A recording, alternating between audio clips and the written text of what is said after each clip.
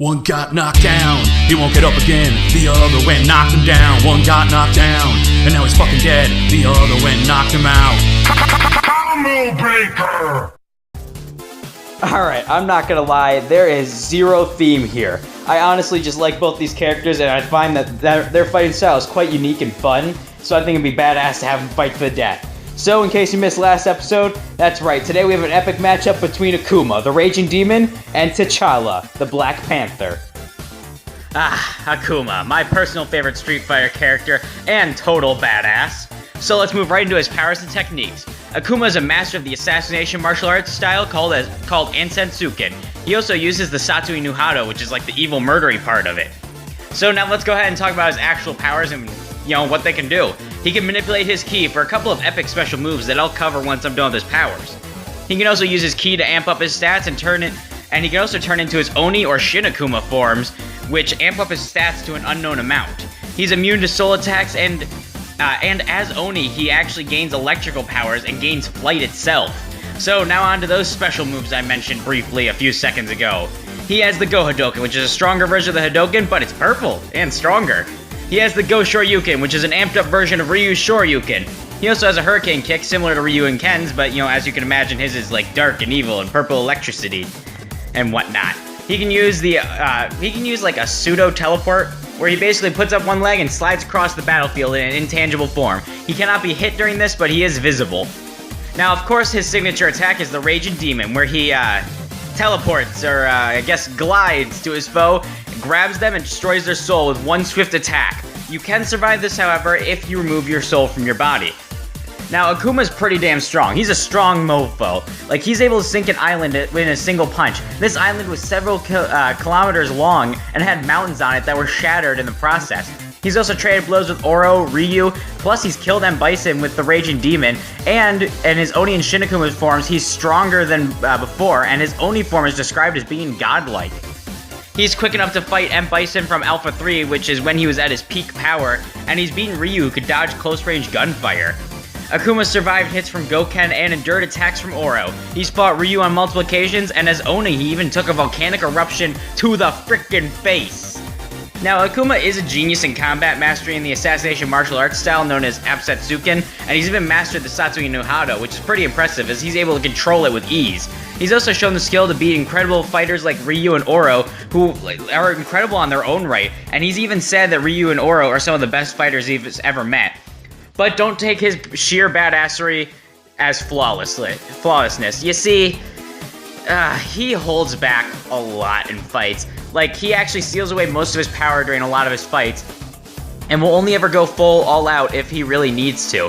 He can also be easily angered, and he wishes for an opponent that's strong enough to beat him, that's strong enough that they could kill him in combat, which is kind of a weird wish and weakness altogether. Oh, Black Panther. I love that movie so much, but also T'Challa is a super fun name to say. But we're here to talk about what the King of Wakanda brings to this fight. So Black Panther has super senses, especially smell. He can detect and memorize up to 10,000 different scents, and he can detect a smell up to a few miles away, which is pretty ridiculous. He also has this weird power where he can call upon the spirits of the dead and of his dead ancestors and command the undead armies. I mean, that's freaking weird. He can also somewhat negate durability with his pressure point hitting, and he can create soul spears that he can use in combat, and he's actually resistant to soul and magic-based attacks. But now on to his equipment, and you know what they can do? Some pretty crazy shit. He wears a suit of vibranium that can absorb kinetic energy and energy from attacks, and he can release it later for a powerful blast of energy.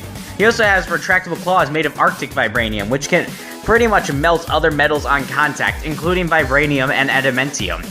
He also wields energy daggers that can become intangible, and they have a stun mode as well. He also has flash and explosive marbles, which do exactly what you think they do. They cause flashes to blind people and explode. Now, Black Panther is pretty strong, as he's kept up with Wolverine in combat, and has been shown to be on the same level as Captain America, who could knock out Deadpool in a single punch.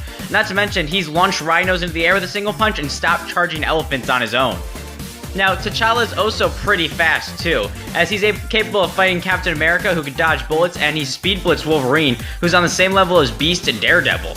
He's also pretty damn durable, like durable enough to take on the likes of Wolverine and Captain America, who, as I've stated, have taken out Deadpool in a few punches, and he's also survived missiles, building collapses, and gunfire on the regular. Not to mention his suit has survived a freaking hit from the Hulk.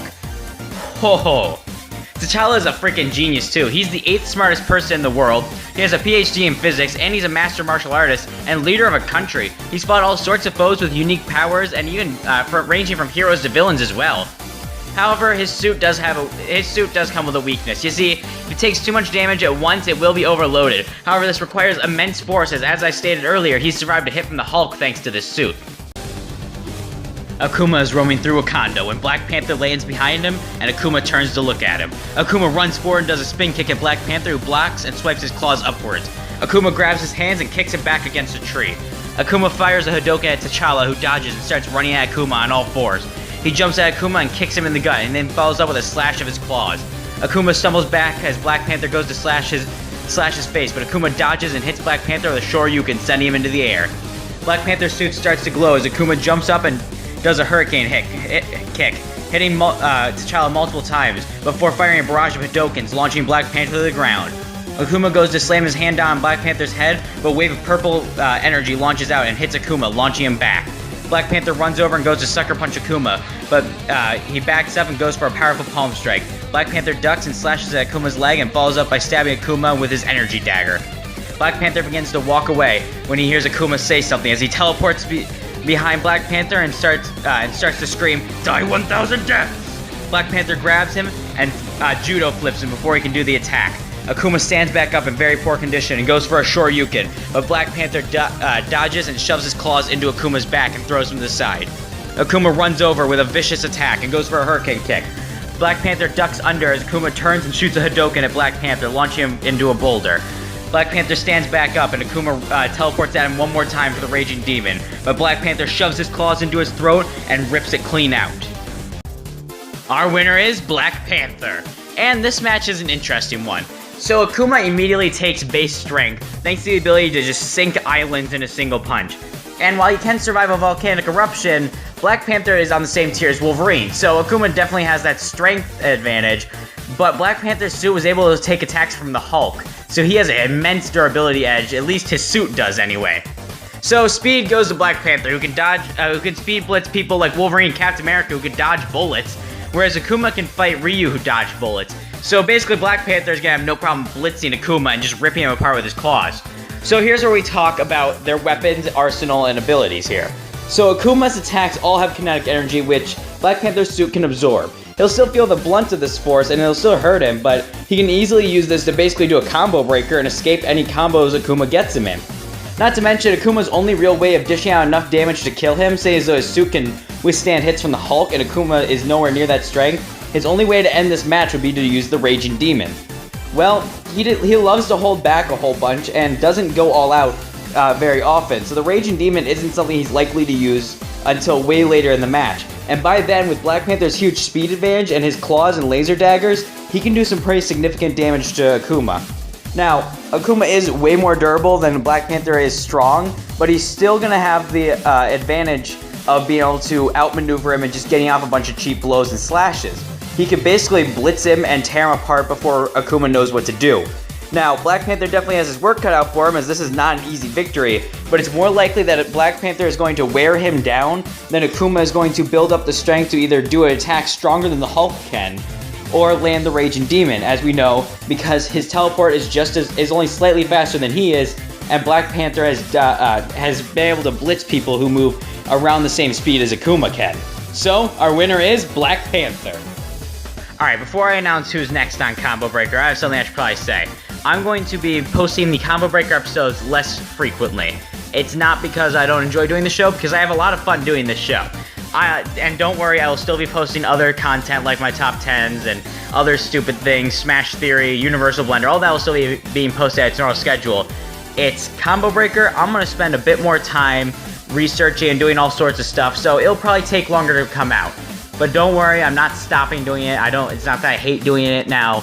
I'm just going to spend a bit more time on each episode and maybe go through the analysis a bit more. Spend more time writing the script so it can be a bit funnier, because I've been watching some other Versus shows like The Great Demon's Fictional Characters Collide, and it's hilarious. You know, I love watching it. It's really funny and cool, and I'm just going to spend more time writing the scripts and everything and making sure everything's all sound.